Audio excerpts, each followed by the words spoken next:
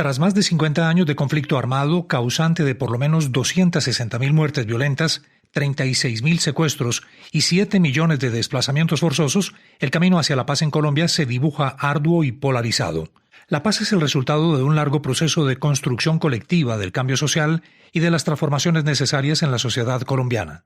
Es por eso que la educación ha permitido que hoy nos encontremos frente a la posibilidad de contrarrestar y cambiar los sentimientos, hábitos y formas de relacionamiento afianzados por la guerra, que se caracterizan por la desconfianza, la venganza y el egoísmo. Existe la posibilidad de construir conjuntamente una nueva sociedad, donde la educación se convierte en el terreno propicio para la siembra de semillas que den como fruto una paz estable e indeleble. Espacio es igual a velocidad por tiempo. Tu cerebro piensa con mínimo esfuerzo, pero con gran cantidad de movimiento. Una mente brillante marca el rumbo del mundo. Observa más allá de lo obvio. Nos reta a pensar fuera de la caja. Cuestiona lo que damos por establecido. Plantea formas alternativas de pensar. Esto es Mentes Brillantes en Unisabana Medios.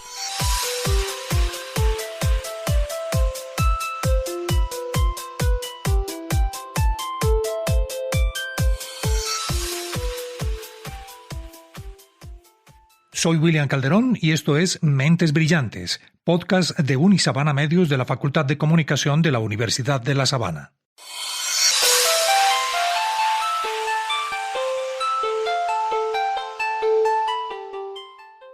Juan David Enciso Congote es administrador de empresas de la Universidad de La Sabana, magíster en Gobierno y Políticas Públicas de la Universidad Externado de Colombia, certificado en Gestión Pública por la Universidad de Columbia en Estados Unidos y estudiante del doctorado en Estudios Políticos de la Universidad Nacional de Colombia. Se desempeña como investigador y docente de humanidades en la Universidad de La Sabana. Es profesor de la Facultad de Filosofía y de posgrados en la Facultad de Educación y coordinador del Centro de Estudios en Educación para la Paz de la misma universidad. Publicó un libro titulado Enseñemos Paz, Aprendamos Paz, la pedagogía al servicio de la cohesión social. Ha realizado publicaciones en revistas científicas como Educación y Educadores de la editorial Norma y en la revista especializada Empresa y Humanismo de la Universidad de Navarra de España. En estos días que nuestro país vive situaciones que evidentemente son de conflicto y que muchas veces nos pueden llevar a muchos a perder la paz, es importante que recordemos primero que todo qué es la paz, segundo por qué es posible construir la paz y tercero qué podemos hacer para que esa paz sea una realidad. La primera pregunta se refiere a qué es la paz y es una pregunta fundamental por varias razones y la primera es porque como desafortunadamente hemos vivido inmersos en situaciones de conflicto, muchas veces nos preguntamos por la paz pero en realidad terminamos reflexionando acerca del conflicto, de la guerra, de las heridas que necesitamos sanar. Pero al hacer eso descuidamos la pregunta ¿qué es la paz? Y en ese sentido yo quiero proponer 4 grandes dimensiones desde las que podemos entender la paz. La primera es la dimensión personal. ¿Qué significa personalmente estar en paz? Significa que entendemos y aceptamos nuestra realidad y somos capaces de descubrir la bondad de esa realidad que estamos viviendo. Podemos perder la paz en nuestro interior cuando vivimos una realidad que nos hace doler y no somos capaces de aceptarla.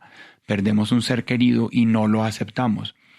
Eso no significa que no sintamos dolor, pero sí significa que cuando entendemos que esa es nuestra realidad y que esa realidad no tiene por qué bloquearnos, no tiene por qué impedirnos vivir incluso con felicidad aún en medio del dolor, es allí cuando podemos perder la paz si no lo aceptamos o cuando somos capaces de transmitir la paz, cuando entendemos que nuestra realidad, que nuestra vida es superior al dolor que estamos enfrentando.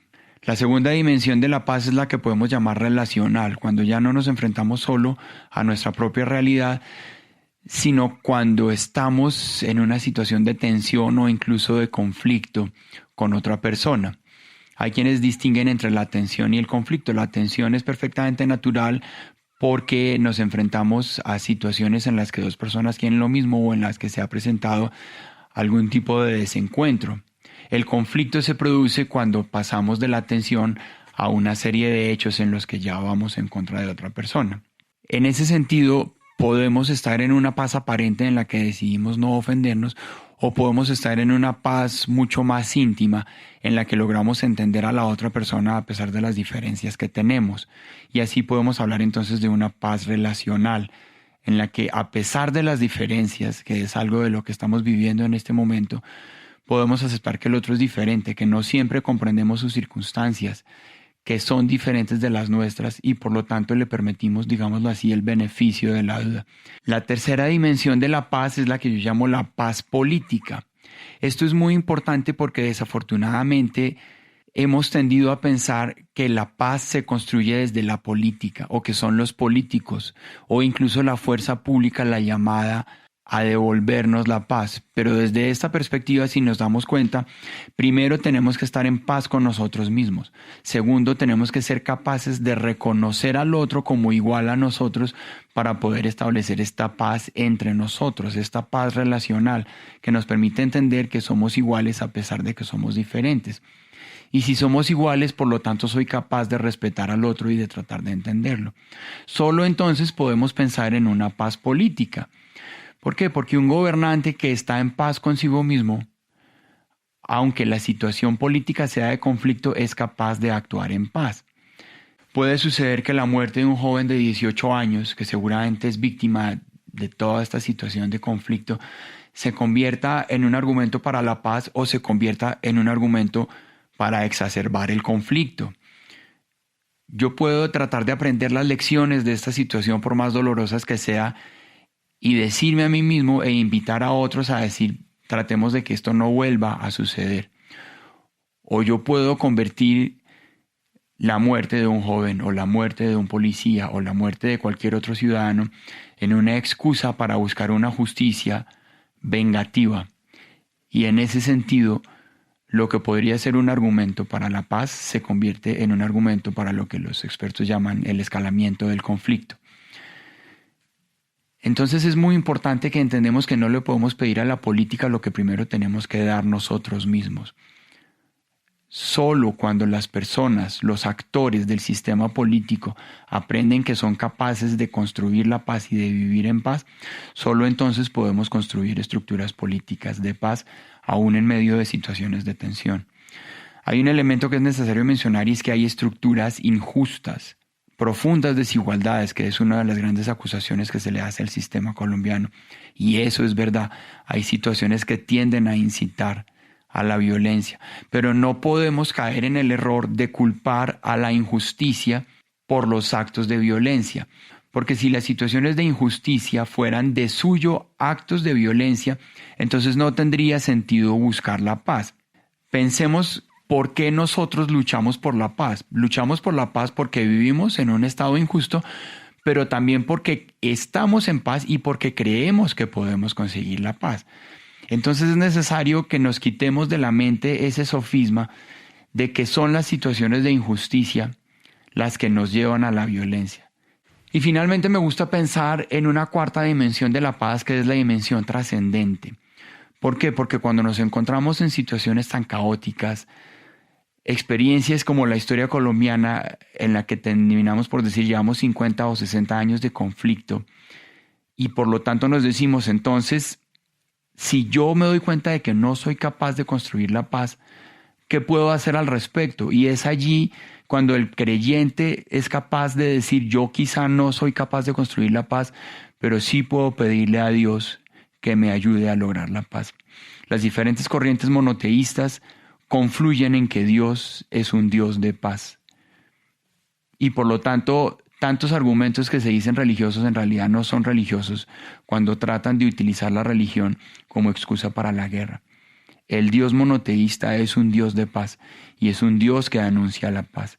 Y cuando la persona quizá no sea creyente de un ser superior, pero ha tenido la experiencia, digamos, de la meditación budista, o de otras experiencias orientales de meditación, es capaz de encontrar esa paz en su interior, a pesar de que las presiones externas lo empujen hacia la violencia, hacia el desasosiego, hacia las ansiedades diferentes que se producen, bien sea por el afán de consumo, por la misma guerra, por la soledad, etc.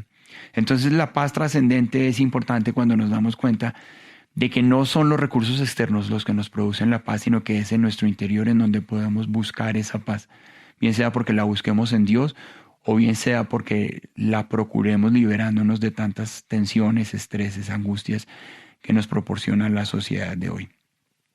Una vez hemos concluido esta reflexión acerca de las dimensiones de la paz que nos permiten entender qué es la paz, pasamos al segundo punto que se refiere a si es posible o no concluir la paz. Ya habíamos empezado a analizarlo cuando nos preguntábamos si yo veo que no soy capaz de construir la paz. Puedo llegar a preguntarme si es posible en definitiva la paz. Y en ese sentido hay dos grandes respuestas que debemos dar para llenarnos de esperanza.